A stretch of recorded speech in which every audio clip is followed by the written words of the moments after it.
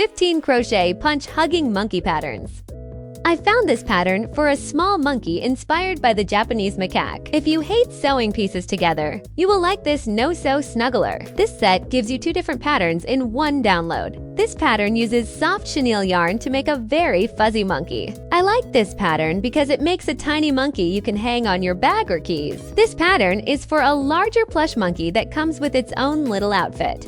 This is an interactive pattern for a monkey with very long arms. I made this pattern so you can have a warm baby blanket that also acts as a toy. Bon is a monkey with bright red boots and a little banana-shaped bag. This is a straightforward pattern for a soft baby monkey plushie. A detailed amigurumi project worked in standard US terms. This pattern uses US crochet terms and thin yarn to create a detailed little monkey. You get 2 patterns in this one, for a monkey and an orangutan companion. This pattern helps you make a monkey designed to hug things. This is a standard amigurumi pattern for a classic monkey plush.